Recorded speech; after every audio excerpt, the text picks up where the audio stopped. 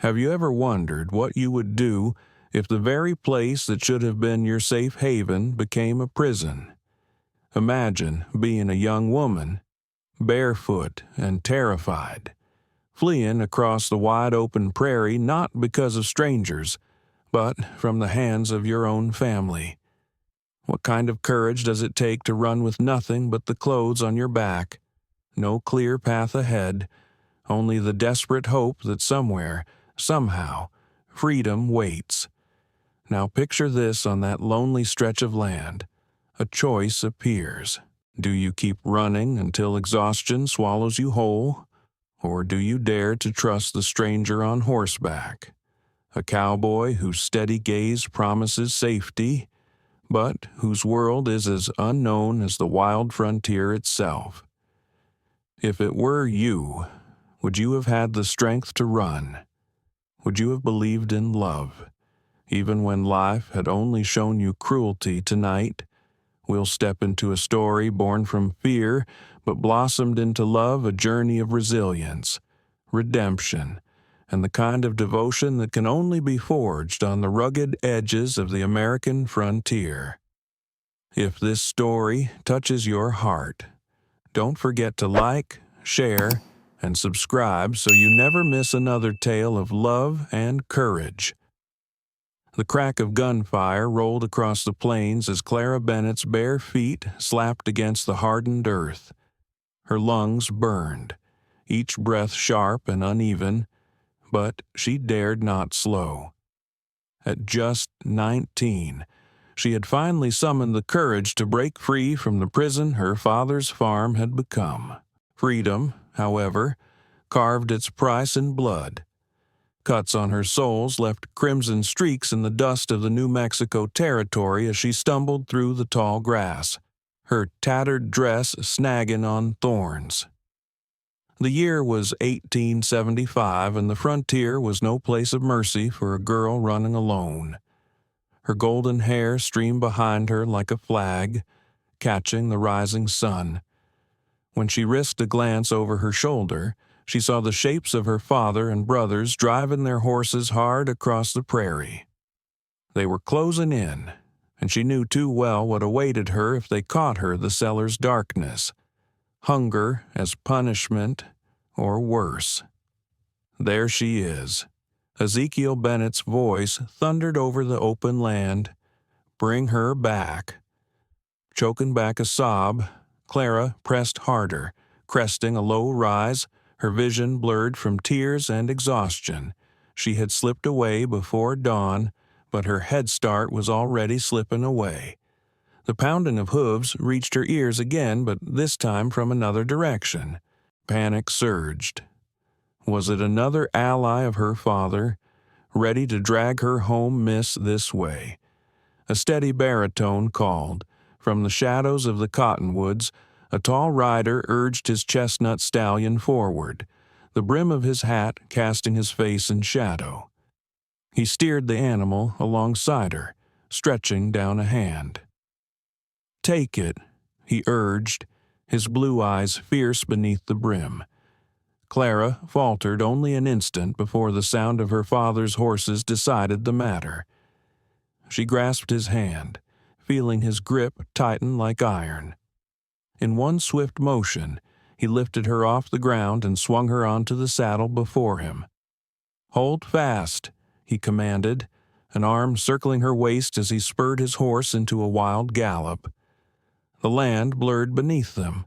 The animal's muscles surged like coiled thunder, the rider's arm steadying her as the wind whipped through her hair.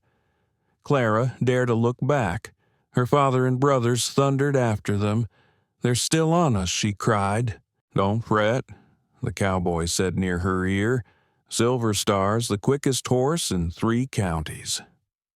He guided the stallion down a rocky ravine, weaving along its bends until the sounds of pursuit faded behind them.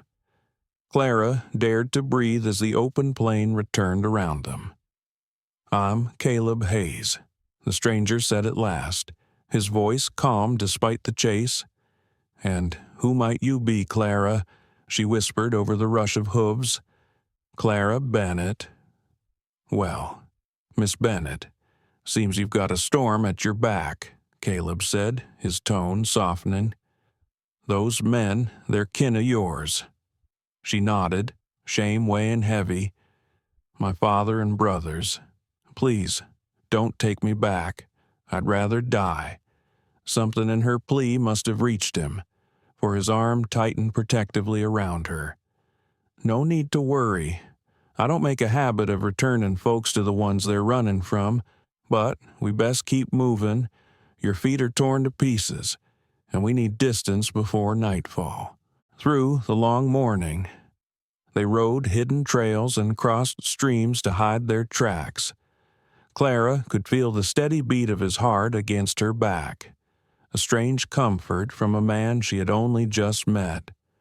By midday, Caleb slowed Silver Star before a small cabin tucked among the oaks. A lined shack for the Wild Rose Ranch, he explained, helping her down.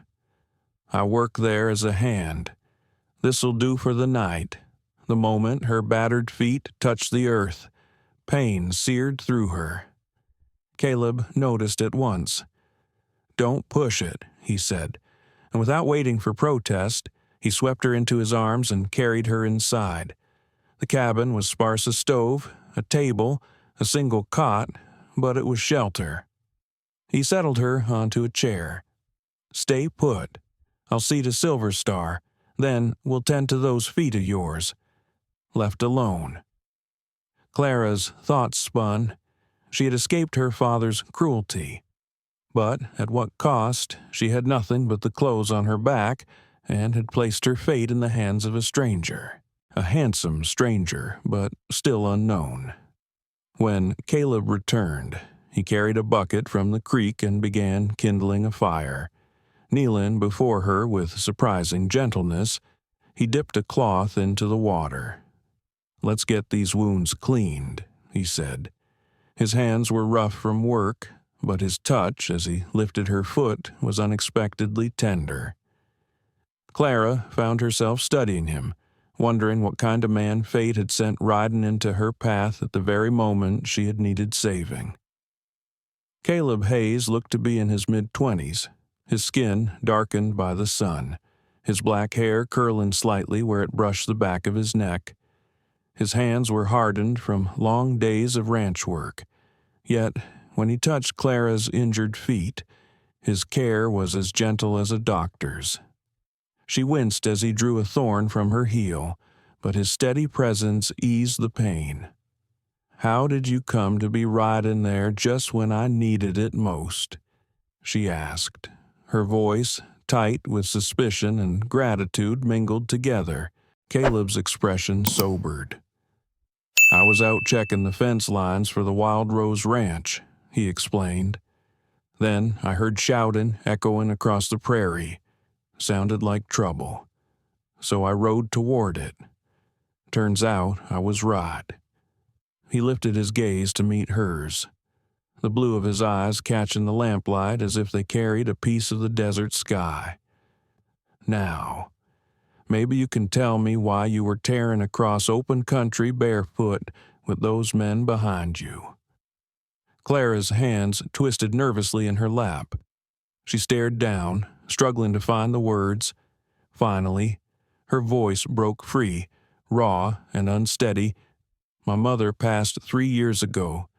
After that, my father wasn't the same. He drowned himself in drink, and when he wasn't drinking, he was full of rage. She swallowed hard, remembering bruises and the dark chill of the cellar. He wanted me to marry one of his friends old enough to be my grandfather. When I refused, he beat me and locked me away. This morning, I found the chance to run. I had no time for shoes, no time for anything. Caleb's jaw clenched, though his voice stayed calm. No one should ever be treated that way. Miss Bennett, you did the right thing. After binding her torn feet with strips of clean cloth, he rose and prepared a simple supper from the supplies kept in the line shack. Beans simmered over the stove and biscuits crisped on the edge of the fire. He handed her a tin plate, and sat across from her at the rough-hewn table. "Tomorrow I'll take you to the main ranch house," he said between bites. "Mrs. Whitfield, the rancher's wife, is as kind as they come. She might give you work as a housekeeper or kitchen help until you figure your next steps." Clara set her plate down, her eyes fixed on him. "Why?" she asked, her voice breaking the quiet. "Why are you helping me at all?" For a long moment, Caleb stared into the flickering glow of the lamp, his features shadowed in the soft light. At last he answered, his voice low, "I had a sister once, Ruth. She ran away from a hard place, same as you. But no one helped her when she needed it. I swore, if I ever had the chance, I'd never ride past someone like her again." He looked up, meeting Clara's gaze squarely. "Maybe I'm just passing along the mercy she never got." That night, despite her protests, he gave her the cot and settled himself on the floor near the door, his rifle close at hand. Though exhaustion weighed heavy on her, Clara lay awake for hours, staring into the darkness. She had won her freedom. But what would come next? Could she truly trust this cowboy, who had appeared like an answer to a prayer she had never spoken aloud by dawn? The smell of coffee filled the small cabin. Caleb had already been up tending to Silver Star and readying their departure. Your kin might still be searching, he told her as he helped her rise. Her feet had stiffened overnight, and every step was agony. "We need to leave soon."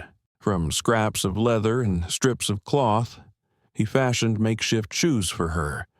Then, with a strength that seemed effortless, he lifted her onto Silver Star's back once more. The journey stretched through the long morning hours. As they crested a hill, Clara gasped. Spread out before her was the Wild Rose Ranch, its whitewashed main house rising proudly from the valley floor. Barns and corrals stood nearby, smoke drifting from chimneys, and the sound of cattle carried faintly on the breeze. "It's beautiful," she whispered. "It's home," Caleb said with quiet pride. "I've been working here since I was 16. As they rode into the yard, a tall woman with streaks of gray in her hair stepped onto the porch, shading her eyes from the glare of the sun. "Caleb Hayes," she called. "Thomas has been wondering where you disappeared to yesterday." "Got caught up, Mrs. Whitfield," Caleb replied as he swung down and helped Clara carefully to the ground. "This is Miss Clara Bennett. She's in some trouble and needs a safe place for a spell." Eleanor Whitfield's eyes swept over Clara, the dirt-stained dress, the torn bandages around her feet, the fear still lingering in her expression. Without hesitation, she crossed the porch and took Clara's hand. "Come inside, child," she said warmly. "We'll get you washed, fed, and rested." Clara glanced back at Caleb, sudden reluctance twisting in her chest at the thought of leaving his side. "Go on," he urged with a small smile. "Mrs. Whitfield will look after you. I need to report to the foreman, but I'll check on you later." The hours that followed blurred together. Eleanor fussed over her like a mother hen, drawing a hot bath, finding a set of clean clothes once worn by her daughter, now married and living in Santa Fe, and setting a hearty meal before her. Clara hadn't realized how hungry she was until she cleaned her plate. When Eleanor heard the whole of Clara's story, her expression hardened. "No father worth the name treats his daughter that way," she said firmly. "You'll stay here as long as you need to. We can always use another pair of hands, and you'll be safe under this roof." That evening, Clara sat on the porch, the sky awash in pink and orange as the sun dipped low. Caleb joined her, dropping into the chair beside hers after finishing his work for the day. "Mrs. Whitfield says you'll be staying on," he said, watching her face. Clara turned to him, emotion tightening her throat. "I can't thank you enough for what you did. You saved my life, Caleb Hayes." He smiled faintly, the severity of his features softening. Anyone would have done the same. "No," she said, shaking her head. "Not anyone. Many would have ridden on by. Some might have dragged me back for a reward, but not you." They sat in companionable silence, listening to the ranch settle for the night, the distant lowing of cattle, the creak of wind in the barn rafters.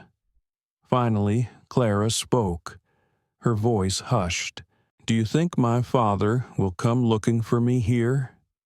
Caleb leaned back, his gaze sweeping the horizon. "The Wild Rose is one of the largest spreads in this territory. Thomas Whitfield carries weight with the law and respect from his neighbors. Even if Ezekiel Bennett discovered where you are, he'd think twice before stirring up trouble here." His words brought comfort, but Clara knew her father's temper. He would not give up easily. Still, as the stars winked into the vast sky above, she felt safer than she had in years, and for the first time dared to believe in the possibility of a new life. Caleb's reassurance had steadied her heart, but Clara Bennett knew her father too well. Ezekiel Bennett was a man whose pride was carved as hard as the land itself. Once he fixed his mind to something, there was little chance he would let it go. Deep inside, she feared he would stop at nothing to drag her back into the life she had fought so desperately to escape.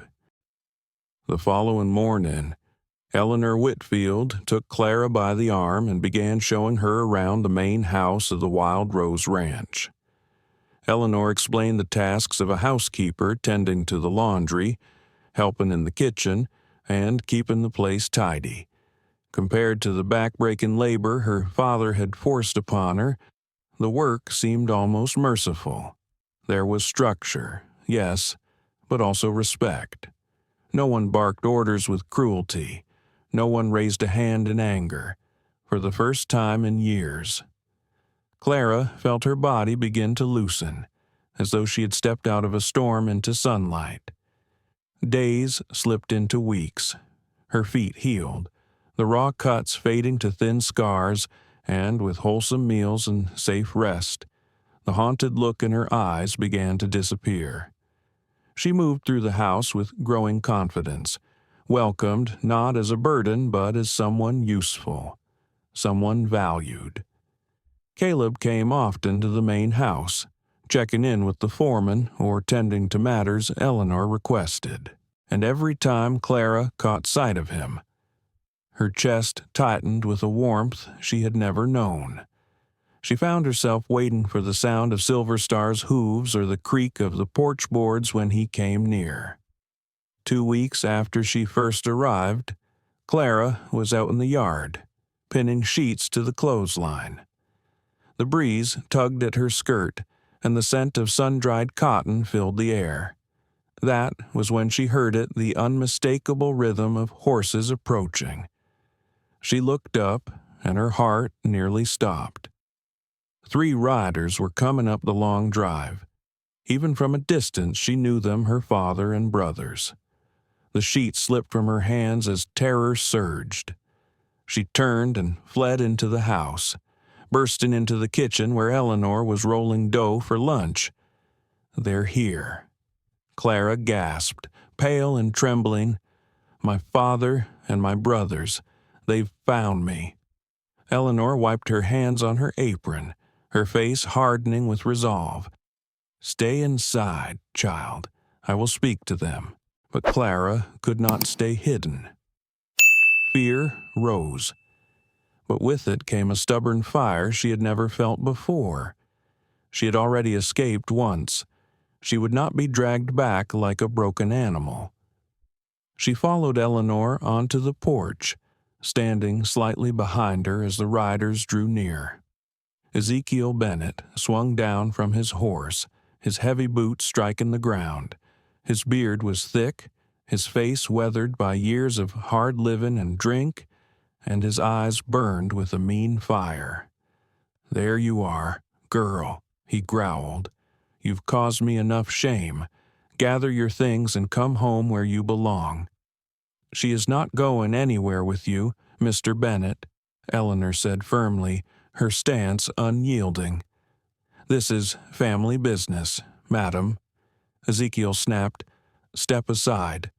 "Clara is under my protection," Eleanor replied without flinching, "and under my husband's as well.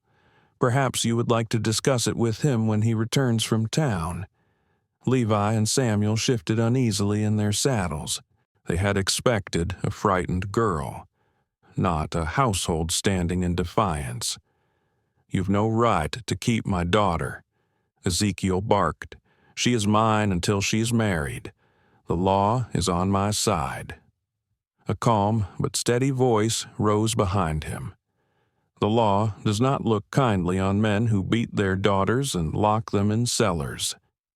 Caleb Hayes strode up from the corral, his eyes locked on Ezekiel. Several ranch hands followed, their presence quiet but unmistakably threatening. Ezekiel turned sharply, his glare narrowing. "You," he spat, "you're the one who took her, stole her from me." "I helped a young woman fleeing for her life," Caleb corrected evenly, his hand resting near the butt of his revolver. "And I would do it again without hesitation." The air grew heavy. Ezekiel measured the ranch hands gathering near, each man's face set with determination. He was outnumbered, and he knew it, but his pride would not let him retreat quietly. "This is not finished," he hissed, turning his gaze back to Clara. "You think you've found something better here, living like a parasite on these fancy ranchers? You're nothing but a burden, girl. Always have been." The words cut deep, but Clara felt something rise within her that steadied her against the blow. She stepped forward from Eleanor's side, her voice steady despite the pounding of her heart. "I will not go back with you, Father. Not now. Not ever. What you call life was nothing but misery and fear. Here I have found kindness. Here I have found respect. That is something you will never understand." Ezekiel's face contorted with rage, his mouth opening to unleash another torrent. But Caleb stepped between them, his voice firm. "That is enough. Miss Bennett has made her choice clear. Respect it and leave." For a heartbeat, it seemed Ezekiel might lunge at him, but the sight of so many watchful ranch hands cooled his fury. With a final glare, he swung back onto his horse. "You are dead to me, girl," he spat. "Do not come crawling back when they tire of you." With that, he wheeled his mount and galloped away, his sons trailing behind, reluctant and silent. Clara trembled, her knees weak, but in her chest there was something new, relief, strength, a taste of freedom no threat could erase. For the first time in her life, she had stood against him. That evening, she sat beside the small pond behind the ranch house, tossing stones across the still surface. Caleb found her there and settled into the grass beside her. "You were brave today," he said. Clara gave a small smile. It didn't feel like bravery, more like desperation. "Sometimes they are the same," Caleb replied, skipping a flat stone across the water. "Stand your ground. When every part of you wants to run, that is courage, Clara." She studied his profile in the fading light, the strength in his jaw, the kindness in his eyes. "Why did you really help me that day, Caleb? The truth, please." He was silent a long while. gathering his thoughts. At last he spoke, his voice heavy with memory. "I told you about my sister. What I did not tell you is that when she ran, no one helped her. Ruth died out there, alone." His voice caught. "When I saw you running across that field, it was like seeing her again. I could not ride past. I could not fail another young woman the way the world failed Ruth." Clara reached out, laying her hand over his. "I am so sorry," she whispered, her heart breaking for the sister he had lost, and grateful beyond words for the man who had chosen to save her. "When I saw you running barefoot across that field, desperate and terrified, it was like watching Ruth all over again," Caleb Hayes said quietly, his eyes shadowed with memory. "I could not ride past. I could not let another young woman be left to fend for herself the way the world abandoned my sister." Clara Bennett felt her throat tighten. Without thinking, she reached across the space between them and laid her hand gently over his. "I am sorry for your loss, Caleb, and I'm grateful you were there for me when I needed someone most." Their eyes locked, and in that quiet exchange something shifted. It was not only shared pain binding them in that moment, but also a fragile spark of possibility. For Clara, it was the first time since her mother's death that she felt a stirring of hope for the future. As summer stretched on, Clara blossomed in her new life at the Wild Rose Ranch. Eleanor Whitfield took her under her wing, teaching her how to prepare hearty meals, manage the household, and keep account skills Clara's mother had once begun to teach before illness had stolen her away. Surrounded by kindness, Clara discovered a confidence she had never known. She laughed with the ranch hands, grew friendly with the women who helped in the kitchens, and at last began to feel she belonged somewhere. Her bond with Caleb deepened too. When his chores allowed, he taught her to ride. The first time he led her toward the gentle bay mare chosen for her lessons, Clara hesitated. "She looks far too big," she said nervously. "She won't bite." Caleb teased, grinning. "Come on, Clara. You act as if you were born on the ground instead of under the same sky as the rest of us. Easy for you to say," she shot back, managing a small laugh. "You probably were born in the saddle." Her fear quickly gave way to delight. With Caleb's steady encouragement, she proved a natural rider. Soon, the two of them were exploring the sweeping acres of wild rose, side by side, the prairie wind in their hair and freedom in their hearts. One late August afternoon, they stopped by a stream shaded by an oak whose branches reached like arms over the water. The horses drank while Caleb and Clara sat in the cool grass. Clara's eyes shone as she said, "Mrs. Whitfield tells me I've learned faster than any girl she has ever taught. She's even letting me practice keeping the household accounts." Caleb smiled, proud of her enthusiasm.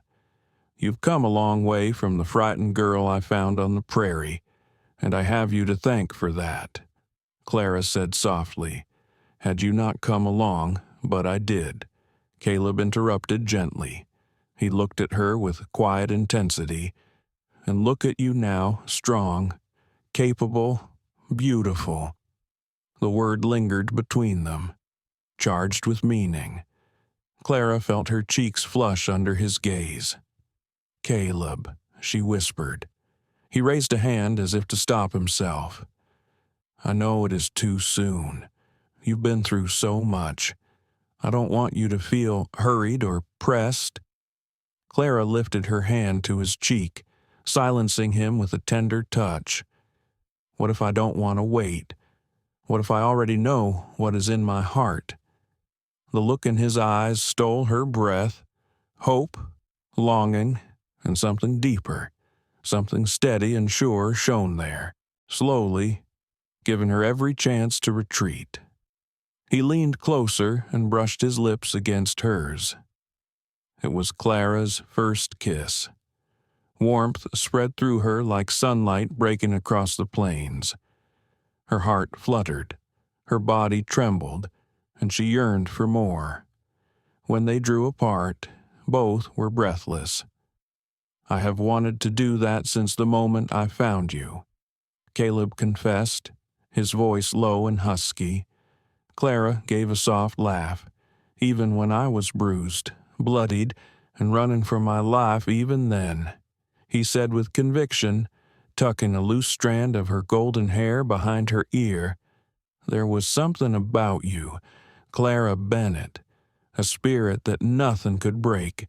From that day forward, their courtship took root. Caleb was gentle, always mindful of the wounds Clara carried from her past. They found stolen moments, evening walks beneath the stars, dawn rides before the workday began, and quiet afternoons on Sundays when the ranch rested. Thomas Whitfield, the ranch owner, noticed the bond growing between them. He had long respected Clara's resilience and work ethic, and Caleb was one of his most trusted men. One evening, as he watched the two stroll in the garden, he remarked to Eleanor, "That girl's brought light back into Caleb's eyes. I haven't seen him smile so much since before Ruth died." Eleanor nodded warmly.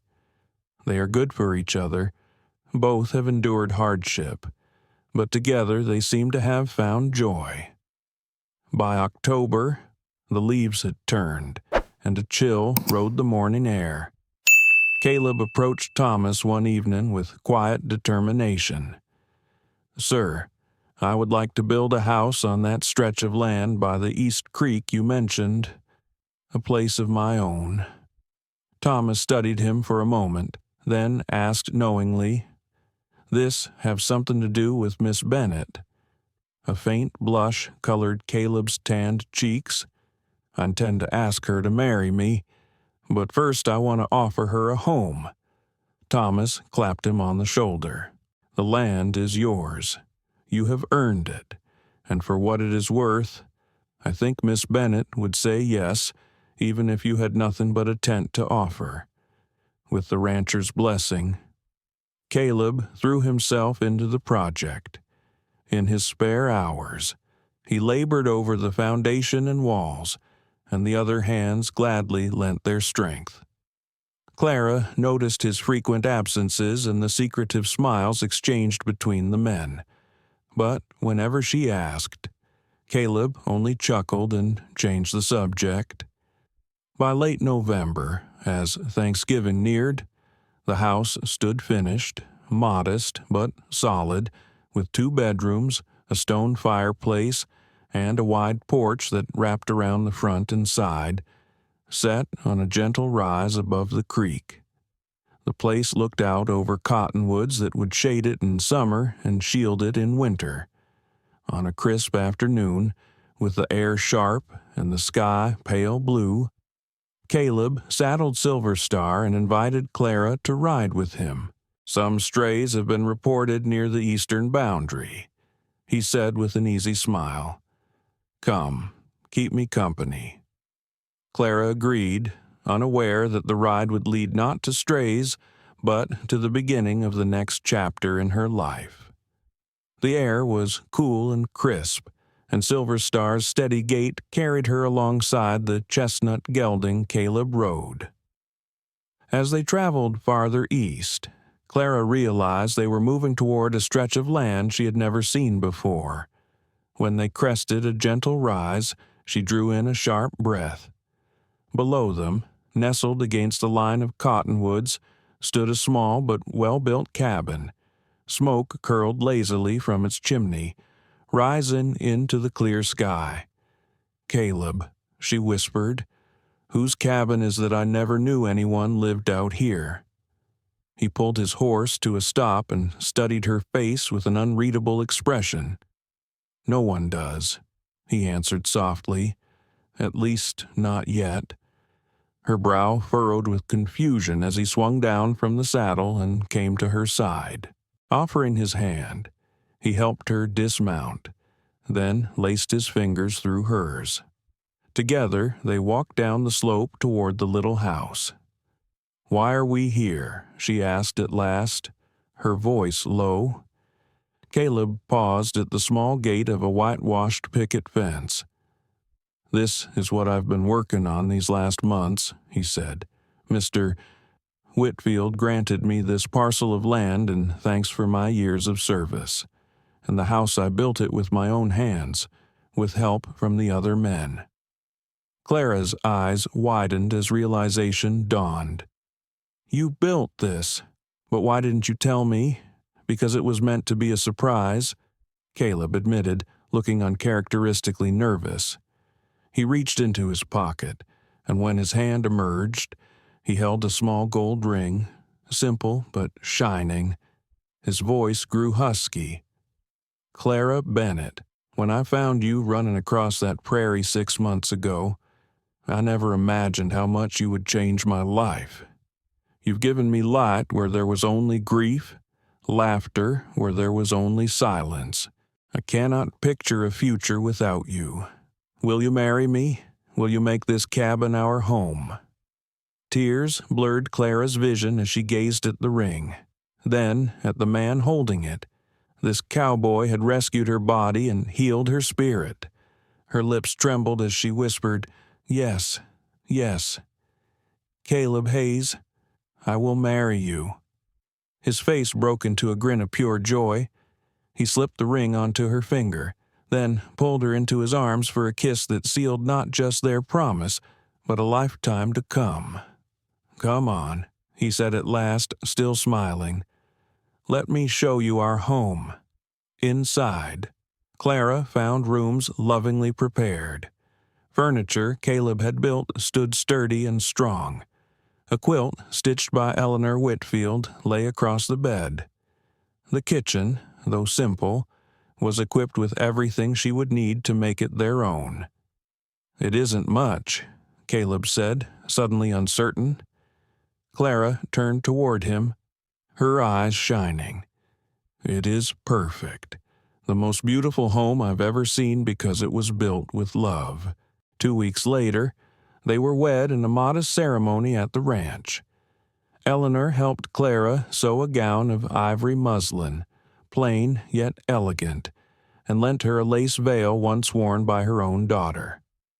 Clara's hands trembled slightly as she walked down the aisle, but her heart was steady when she met Caleb's gaze. Dressed in his best clothes, boots polished until they gleamed, Caleb looked at her as if she were the only soul in the world. When the minister pronounced them husband and wife, their kiss was not just a formality. It was a vow of protection, of partnership, of love that had grown from the most unlikely beginnings. The celebration afterward was filled with music, laughter, and tables laden with food enough for the entire county. As night fell, the newlyweds slipped quietly away, riding side by side beneath the starlit sky until they reached their cabin. On the porch, Caleb swept Clara into his arms. "Welcome home, Mrs. Hayes," he said softly, carrying her over the threshold. That night, as they lay together in the warmth of their new life, Clara marveled at how far she had come. "Do you ever think about how strange life is?" she murmured. "Only half a year ago, I was trapped in a nightmare with no way out, and now here I am, happier than I ever dreamed possible." "You saved yourself, Clara," Caleb reminded her gently. "You were brave enough to run, and you were brave enough to help me," she whispered back. "We saved each other." He kissed her again, slow and full of promise. In each other's arms, they found not just shelter, but the strength to face whatever lay ahead. The winter of 1875 into 1876 proved bitter. Snow blanketed the plains, and icy winds cut across the land. Yet, within their snug cabin, warmth thrived. Caleb rose before dawn to ride to the ranch. often not returning until after dark, but he always came home to the glow of the fire and Clara waiting for him.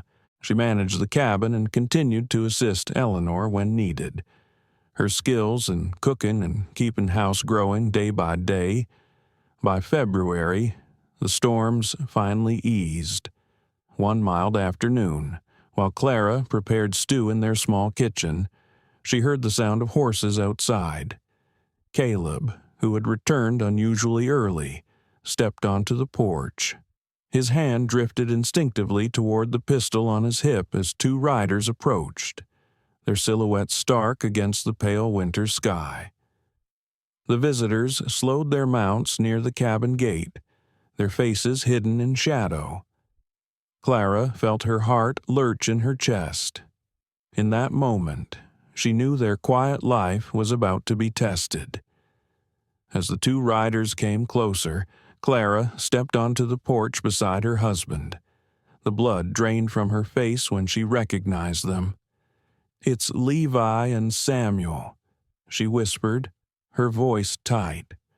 Her younger brothers dismounted a short distance away, hesitant and unsure. Levi, barely 20, twisted his hat nervously in his hands. Samuel, only a couple of years younger, avoided her gaze altogether. Caleb's stance was protective as he kept Clara just behind him.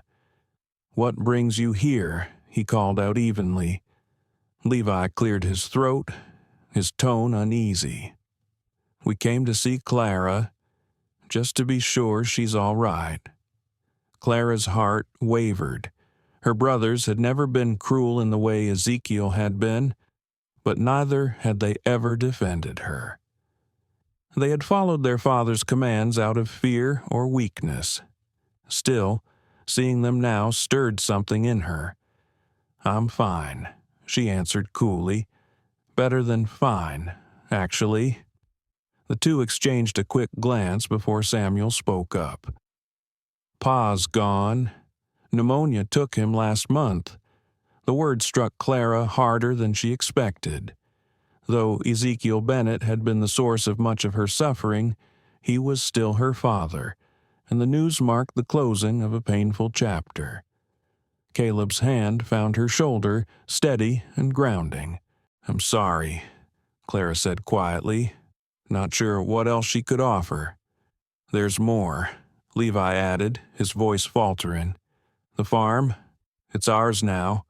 We've been trying to manage, but—" He trailed off, embarrassed what he means. Samuel cut in. "As we don't know what we're doing. The place is falling apart. Neither of us knows how to run a household or keep things together. We need help. Clara felt a tangle of emotions rise in her chest. Vindication that her years of work had mattered more than her father had ever admitted. Pity for her brothers, fumbling without guidance, and overwhelming gratitude that she now had a life built on respect and love. "I can't come back," she said firmly. "My home is here now with my husband." "We're not asking you to move back," Levi said quickly, "only that you might visit. Show us what to do. At least, we just don't want to lose the farm." Caleb and Clara exchanged a look that spoke volumes without a word. "You boys look like you could use a warm meal," Caleb finally said, his shoulders relaxing. "Come in and we'll talk." Over supper, the brothers spoke of neighboring families, changes in the community, and the hardships they faced. Their awkward attempts to reconnect with Clara were clumsy but sincere. By the time they sat around the fire afterward, the tension had eased. "We thought Pa was always right," Samuel admitted, staring into the flames. "But seeing you now, you're happy. Happier than we've ever seen you. Makes us wonder what else he was wrong about." Clara's eyes softened. "People can change," she said gently. "It's never too late to choose a different path." That night, Levi and Samuel slept on makeshift pallets by the hearth. By morning, a plan had taken shape. Clara would ride out to the farm the following week with Caleb at her side. It would be a short visit, just enough to teach them how to manage the household and bring some order to the place. As the brothers rode away, Clara felt a strange sense of release. It wasn't forgiveness, not yet, but it was the beginning of something new. "Are you sure you want to do this?" Caleb asked, watching her brothers fade into the distance. "Yes," Clara replied, leaning against him. They were as much under Pa's thumb as I was. They deserved the chance to stand on their own now. The following week, Clara and Caleb made the ride to the old Bennett farm. The sight of it stirred old memories, but instead of dread, Clara felt a quiet strength. With Caleb at her side, the shadows of her past seemed less powerful. She walked through the kitchen where she had once labored endlessly, and instead of fear, she felt determination. She showed Levi and Samuel how to organize, shared her mother's recipes, and taught them how to manage the work more efficiently. With her guidance, the boys began to see a future that didn't rely on cruelty or fear. After 3 days, she and Caleb mounted their horses to leave. Clara looked back once, the farm shrinking behind her. She felt lighter somehow, as if a heavy chain had finally been broken. "Thank you," she murmured to Caleb as they rode, "for understanding why I needed to do this." He reached across and clasped her hand. "You're the strongest person I know, Clara Hayes, and the most forgiving." Spring soon painted the prairie with wildflowers. The world seemed alive with promise, and Clara felt that promise stirring within herself as well. When the doctor confirmed what she already suspected, joy nearly overwhelmed her. That evening, she prepared Caleb's favorite meal and set the table with care. Beside his plate, she placed a tiny pair of knitted booties, a secret she and Eleanor had been working on. When Caleb came home, dusty and tired from branding calves, he looked at the table in surprise. "What's all this?" he asked, washing up. "Sit," Clara urged, her eyes sparkling. As he settled at the table, his gaze fell upon the tiny booties. For a long moment, he simply stared. Then realization dawned, and his eyes widened. "Clara, are you?" She nodded, tears brimming in her eyes. "Yes, we're going to have a child. Caleb. Come fall." His expression transformed into pure joy. Rising from his chair, he pulled her into his arms and held her as though she were the most precious thing in the world. "You've given me everything I never thought I'd have," he whispered.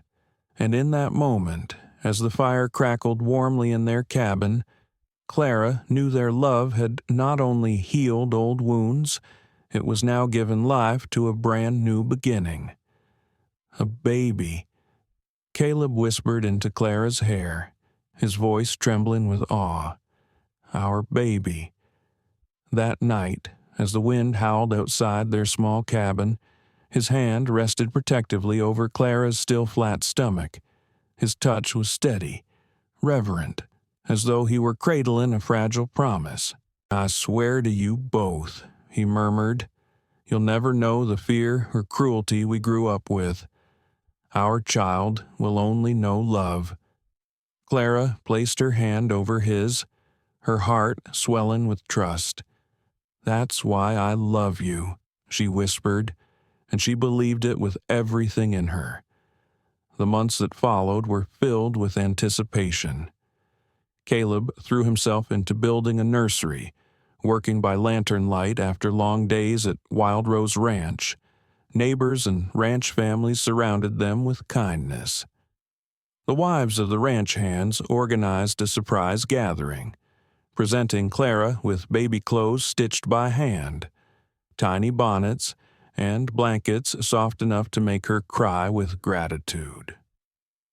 Eleanor Whitfield gifted them a carved cradle, polished smooth from years of use, a piece of her own family's history now passed to theirs. Levi and Samuel visited more than once during her pregnancy, their bond with Clara strengthening each time. They arrived one afternoon with pieces from their mother's old Hope chest furniture, linens, and keepsakes Clara had assumed were lost forever. Sitting together, they told stories from the days before their mother's death, before Ezekiel's bitterness poisoned the farm.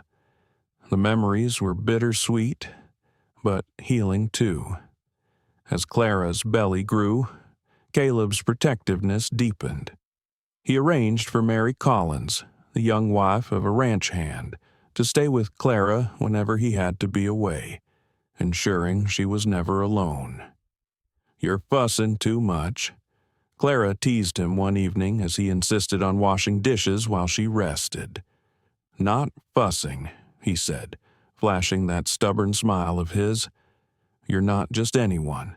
You're my wife, and that's our child." When November storms rolled across the plains, Caleb's fears proved right.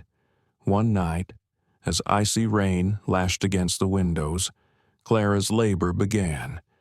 The midwife they had planned for couldn't reach them. The creeks had flooded, and the roads were impassable. Panic clenched Caleb's chest, but he wasted no time.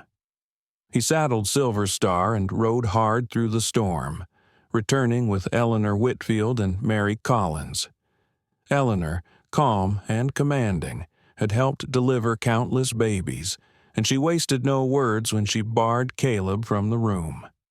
"Men are no use in here," she declared. "Go boil water and stay out from underfoot." Caleb obeyed, pacing the cabin, his nerves fraying with every cry he heard from behind the bedroom door. Hours dragged on, each one heavier than the last. By dawn, his heart nearly gave out when he finally heard the shrill cry of new life. Eleanor emerged, weary but smiling. "You have a daughter," she announced, her eyes shining. "A strong, healthy girl." Caleb rushed into the room. Clara lay pale but glowing, her arms cradling a tiny bundle swaddled in soft cloth. She looked up, exhaustion and joy mingling in her expression. "Meet your daughter," she whispered, turning the bundle so he could see. The baby's tiny face was scrunched tight, a dusting of dark hair crowning her head. Caleb's breath caught. With trembling hands, he lifted her, awestruck by her fragile perfection. "She's perfect," he whispered, tears stinging his eyes, "just like her mother." They named her Ruth Eleanor Hayes, honoring Caleb's late sister and the woman who had become a guiding light for Clara. The name carried both sorrow and hope, binding past and present together. The christening became a community affair. Ranch hands, their families, and neighbors gathered at Wild Rose Ranch to celebrate. Someone remarked, "It's like something out of a dime novel, the barefoot girl running for her life, and the cowboy who caught her." Caleb chuckled, his arm around Clara as she rocked their baby. "Better than any story," he said, "because it's real." Their little family grew quickly. 2 years later, Clara gave birth to a son whom they named Henry Thomas, a tribute to both family and friends. The following year brought twin daughters, Sarah and Elizabeth, filling the Hayes cabin with even more laughter and chaos. Life was not easy, but it was full. Caleb rose to become foreman at Wild Rose Ranch, trusted implicitly by Thomas Whitfield. His steady hand and fairness earned him respect from the men. Clara, meanwhile, developed a reputation for her cooking and hospitality. New brides often came to her for guidance, eager to learn her secrets for keeping a home warm and welcoming. Levi and Samuel became regular visitors, doting uncles to the children. With Clara's guidance, they turned the old Bennett farm into a thriving homestead, finally free of their father's shadow. Watching them succeed brought Clara peace she had never thought possible. On their 5th wedding anniversary, Caleb revealed a surprise, leading Clara up a gentle hill overlooking their land. He handed her a folded document, the deed to a larger parcel he had purchased with years of savings. "For the future," he explained, pulling her close as they looked out over the fields where their children played. For them, and maybe someday, for their children too. Clara leaned into him, watching Ruth chase Henry while the twins toddled behind, their laughter ringing across the meadow. Her heart swelled with gratitude so fierce it brought tears to her eyes. "Did you ever imagine this?" she asked softly. "Back then, when you found me running across that prairie," Caleb turned, brushing a lock of hair from her cheek. "All I knew that day was I couldn't let you go. I wanted to keep you safe. What I never imagined was how much you'd give me in return. You filled my life with more than I ever dreamed of, with courage, love, and a family." Clara smiled, her eyes bright with unspoken promises. "And to think," she teased gently, "it all started with a girl running barefoot and a cowboy too stubborn to ride past. It all began because I was running barefoot from my father's farm," Clara said softly, her eyes misty with memory. "And until a cowboy caught you and carried you to safety." Caleb finished for her, pulling her close. His kiss was filled with the same tenderness of that first desperate embrace, yet deepened by years of laughter, trials, and the family they had built together. As the Texas sun sank low, painting the horizon in strokes of crimson and gold, they walked hand in hand toward their homestead. Behind them stretched the wide-open plains. Before them the sound of their children's laughter carried on the breeze. What had begun in fear had blossomed into a life rooted in love, resilience, and faith. In the years that followed, the Hayes family became a pillar of their community. Caleb's reputation as a fair, steady rancher spread across the territory. Larger outfits tempted him with offers of higher pay, but he stayed loyal to Wild Rose Ranch when Thomas Whitfield chose to step back from daily operations. Caleb was made a partner, his place firmly secured among the men who had once been just his employers. Clara, meanwhile, found her own calling beyond their home. She opened a small bakery in the growing town nearby. Her pies, breads, and cakes soon became legendary, drawing customers from miles around. But her influence stretched further than her kitchen. Clara quietly mentored young women who had faced hardships like hers. She offered them not only recipes but also counsel, teaching them to stand strong, to find their voices, and to believe they deserved more than the hand life had dealt them. Their children thrived under the kind of nurturing both Clara and Caleb had once been denied. Ruth Eleanor, their firstborn, inherited her mother's golden hair and her father's steady determination. By 16, she was already handling horses as skillfully as Caleb himself, riding Silver Star's colts with fearless grace. Their son, Henry Thomas, was a quieter soul, thoughtful and patient. He had a gift with animals, able to calm even the most skittish calf during branding season. Caleb often said the boy had a rancher's hands and a preacher's heart. The twins, Sarah and Elizabeth, were as different as two girls could be.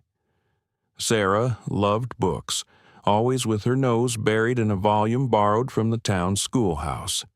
Elizabeth, on the other hand, was bold and adventurous, climbing fences and racing horses as if she were born in the saddle. Yet, despite their contrasts, they shared a fierce bond, defending one another against every childhood scrape. When Ruth turned 18, the Hayes threw a celebration at Wild Rose Ranch. Music filled the air, neighbors gathered, and lanterns lit up the night. Clara stood watching her daughter dance with the son of a neighboring rancher, marveling at the freedom and joy that marked her children's lives. Caleb slipped beside her, his dark hair now streaked with silver. Age had added lines to his face, but to Clara, he was as handsome as the day he'd first lifted her onto his horse. "What's on your mind?" he asked. Clara leaned into his arm. How different her life is from mine at that age. She's never known hunger or fear. She's free to choose her own path. "That's what we wanted," Caleb said, pride warm in his voice. "For all of them, the kind of freedom we had to fight for." Later that evening, after the music faded and guests departed, Caleb took Clara's hand. "I've got something to show you." He led her to the barn, where he lit a lantern. On a workbench rested a glass-fronted box. Inside lay the ragged scraps of leather and cloth he had once fashioned into makeshift shoes for her during that desperate flight years ago. Clara's breath caught. "You kept them all these years," Caleb replied, his voice rough with emotion, "to remind me how fragile it all was.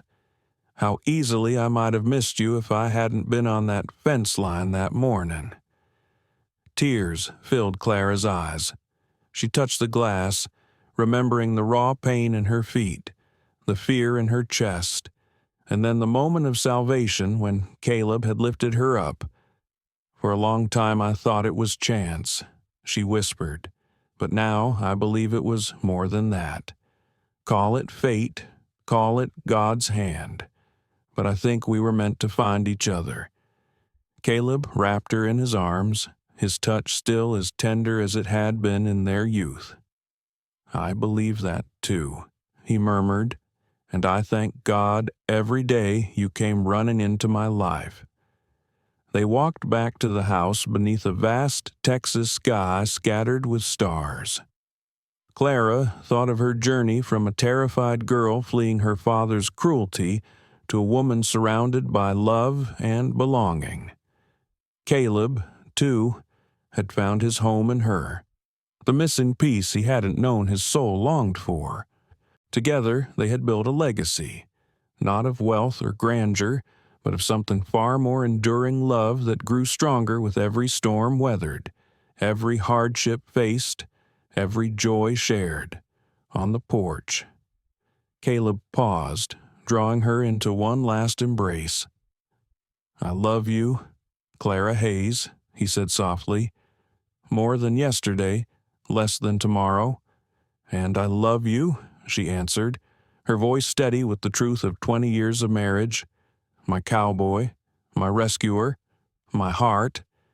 In that moment, with the house they had built behind them, their children sleeping safe within, and the stars shining overhead, they were as they had always been, two souls who had found in each other what they had been missing all along.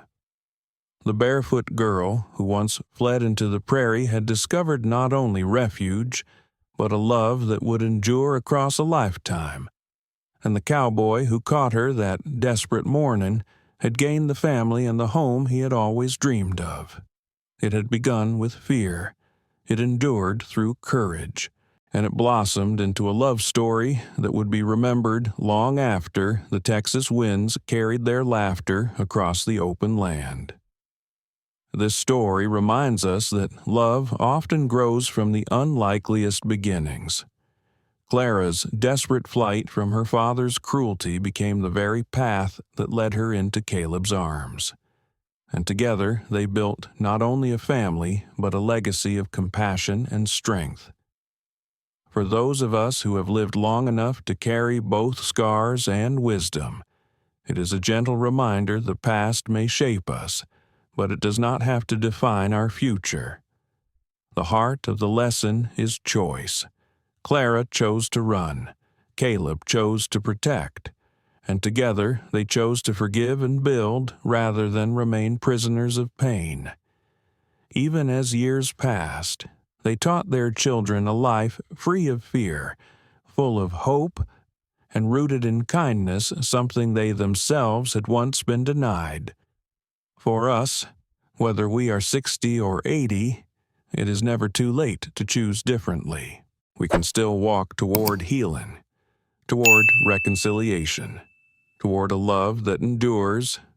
No matter the hardships behind us, life always offers another chance to begin again. Thank you so much for joining us on this journey of love, courage, and second chances. Your time and presence mean the world to us. If this story touched your heart, please give it a like. Share it with someone who might need its message. And don't forget to subscribe to our channel for more timeless tales from the frontier. Until next time, may love and hope always guide your path.